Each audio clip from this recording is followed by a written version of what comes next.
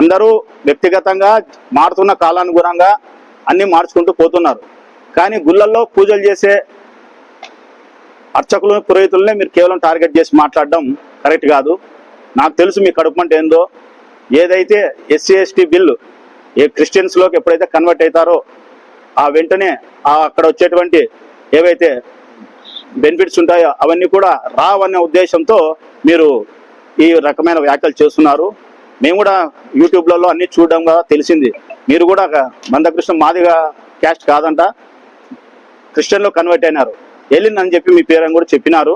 అది ఎంతవరకు నిజమో మీరే మీ యొక్క డేట్ ఆఫ్ బర్త్తో సహా ఉన్నటువంటి ఆధార్ కార్డు ఉన్నటువంటి డైరెక్ట్ ఓపెన్గా చూపిస్తే అది కూడా ఒక డౌట్ క్లియర్ అయిపోతుంది అందరికీ. కాబట్టి బ్రాహ్మణులు అంటే ఊరికే కూర్చుంటారని చెప్పి మీరు అనుకోవద్దండి. బ్రాహ్మణులకు మాదిగలకు మాలలకు కూడా మాకు ఫ్రెండ్షిప్ చాలా ఉంది. మా నంద్యాలలో చాలా ఉంది మాకు మాదిగ ఫ్రెండ్స్, మాలవాళ్ళ ఫ్రెండ్స్ అందరం మేమందరం కలిసి తిరుగుతుంటాం, అన్నీ చేస్తుంటాం. అన్ని చోట్ల మేము వాళ్ళ పండుగలు వచ్చినప్పుడు వాళ్ళకు మేము విషయాలు చెప్పుకుంటాం, మా పండుగలు వచ్చిన విషయాలు చెప్పుకుంటా ఉంటాం, హ్యాపీగా ఉంటున్నాం. కలిసి కూర్చొని పానీపూరీలు చాట్లు అని తింటున్నాం. ఏ విధమైన కుల వ్యవస్థ లేకోకుండా హ్యాపీగా జరిగే వాతావరణంలో మళ్ళీ మీరు ఇటువంటి వ్యాఖ్యలు చేయడం వల్ల ఈ ఆంధ్రప్రదేశ్ను తెలంగాణను మరో పాకిస్తాన్లా తయారు చేసే పరిస్థితి తీసుకొస్తున్నారు. మీరు ముఖ్యంగా ఈ ఒక్క వ్యాఖ్యలను మీరు ఏవైతే మాట్లాడినారో ఒక్కసారి మీ మనసుకు కరెక్ట్గా కూర్చొని ఆలోచన చేయండి. మిమ్మల్ని ఎవరో మర్చిపోయినారని చెప్పో ఇంకోటో మీ వ్యక్తిగత హైలైట్ కావడం కోసం బ్రాహ్మణ జాతిని వాడుకోవద్దని చెప్పి మీకు మరీ హెచ్చరిస్తున్నాము.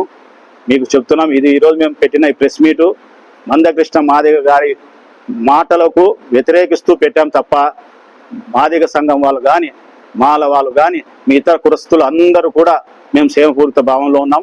దానికి నిదర్శనమే ఈరోజు మిగతా కుల సంఘాలు, రజక సంఘం అయితేనేమి, నాయి బ్రాహ్మణ సంఘం అయితేనేమి, వైశ్య సంఘము రాత్రి ఫోన్లలో అందరూ మాట్లాడారు, లేదు స్వామి కరెక్ట్, మీ పైన ఇట్లా చేయడం కరెక్ట్ కాదని.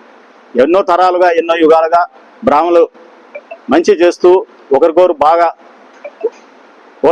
మంచి స్నేహపూర్వకంలో ఉన్నటువంటి విషయంలో మీరు ఇటువంటి చర్యలు మాటల వల్ల విపరీతమైన బాధకు గురవుతున్నారు చాలామంది. కాబట్టి మీకు పద్మశ్రీ అవార్డు వచ్చింది. పద్మశ్రీ అంటే పద్మం బాగా వికసించిన తర్వాత ఇచ్చేటువంటి అవార్డు అది. అంటే మానసికంగా అన్ని రకాలుగా బాగా వికసించినారని. కానీ మీకు పద్మం వెండిపోయినట్టుంది. కాబట్టి మీరు వ్యాఖ్యలను చాలా జాగ్రత్త తీసుకోండి. ఈ విషయాన్ని మేము ఖచ్చితంగా కేంద్ర ప్రభుత్వం మోడీ వరకు తీసుకుపోతాము. మా లోకల్గా ఉన్న నాయకులు అయితేనేమి, ఎంపీ గారి ద్వారా అయితేనేమి అందరికీ కూడా మేము త్వరలో మెమరాండం ఇచ్చి ఈ విషయాన్ని ఆయన వరకు తీసుకుపోయి మోడీ గారికి నీ పద్మశ్రీ కూడా క్యాన్సిల్ చేసే విధంగా మేము చర్యలు తీసుకోవడానికి కూడా మేము సిద్ధమని చెప్పి మీకు హెచ్చరిస్తున్నాం.